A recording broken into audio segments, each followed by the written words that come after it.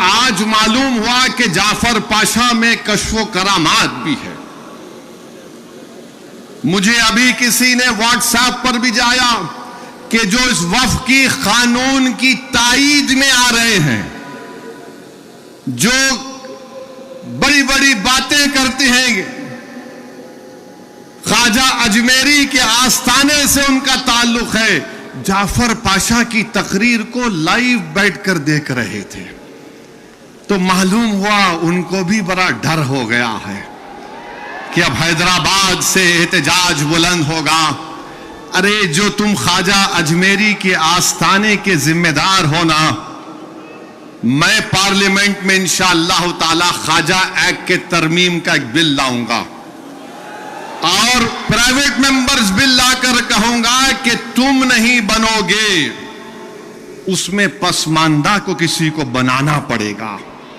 تم تائید کرو گے، میں تو لا رہا ہوں پرائیویٹ ممبرز بل آئندہ سیشن میں، تم دیکھنا. ارے تم لوگ کتنا گر سکتے ہو، تم کتنا گر سکتے ہو، کم سے کم اس آستانے کی نسبت کا تو لحاظ رکھ لو. تم اس آستانے کی نسبت کا تو لحاظ رکھ لو، اور اس بات کو بھی یاد رکھ لو کہ جب تم اور ہم اس دنیا سے جائیں گے تو آر ایس ایس والے اگر تم کو کھندے پر لے کر گئے قبرستان میں، تو پھر اندر جانے کے بعد جب فرشتے پوچھیں گے کون ہے تیرا رب، تو تم کیا موڈی بولو گے یا اللہ بولو گے؟ دیکھ لو اس بات کو. ہم تو اللہ ہی بولنے والے ہیں اور بولتے رہیں گے. اللہ ہی ہماری مدد کرے گا اور اللہ ہی ان کو شکست دے گا انشاءاللہ تعالی. ہم توحید پرست ہیں اور ہم کو فخر ہے اس بات کا کہ رب کائنات جس چیز کا مالک اللہ ہے، موڈی کہہ رہے ہیں کہ اس کا مالک اللہ نہیں رہے گا. اب موڈی آپ خود دیکھو گے اللہ کیسا بتا دے گا اپنا جل جلالہ. آپ دیکھیں گے، آپ اس قانون کو تم کو واپس لینا پڑے گا.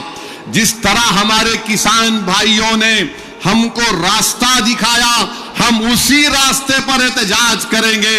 جب تک قانون واپس نہیں ہوگا بھارت میں پرامن احتجاج ہوگا. آپ تیار ہیں کہ لمبی جمہوری لڑائی لڑنے کے لیے، یا پھر کوکا کولا کی طرح اڑ کے پھر ٹھنڈے تو نہیں بیٹھ جائیں گے؟ کیا آپ تیار ہیں جمہوری احتجاجی لڑائی لڑنے کے لیے؟ اگر آپ تیار ہیں تو آپ اپنے آپ سے وعدہ کر لیجئے کہ جب تک یہ کالا قانون واپس نہیں ہوگا ہم احتجاج کریں گے، ہم پیچھے نہیں ہٹیں گے، پرامن احتجاج ہمارا ہوگا.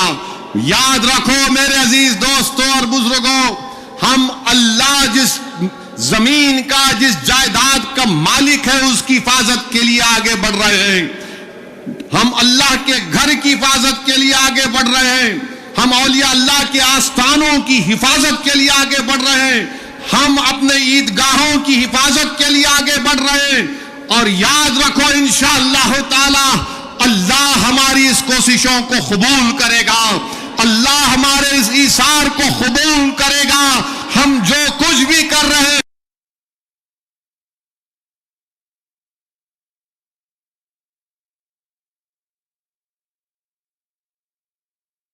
احتجاج ہوگا، اس میں حصہ لیجئے، اس کو کامیاب کریے. یہ کوئی سیاسی پارٹی کا احتجاج نہیں ہے، یہ الیکشن کے ووٹوں کو بٹورنے کا احتجاج نہیں ہے. جس چیز کا مالک ہے اس کی حفاظت کرنے کے لیے احتجاج ہو رہا ہے. پورے ملک میں انشاءاللہ تعالی جو مسلم پرسنل بورڈ نے پروگرام بنایا اس میں حصہ لیجئے.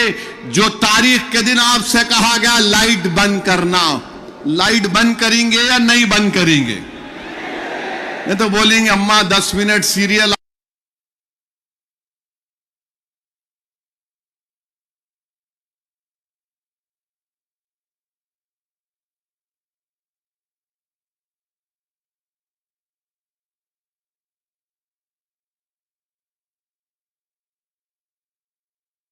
کھڑے ہونا ہے. اپنے ہندو بھائیوں کے ساتھ، اپنے سکھ بھائیوں کے ساتھ، وہ بھی آج بڑے تکلیف میں ہے کہ ایسا کیسا قانون بی جے پی کی حکومت نے بنا.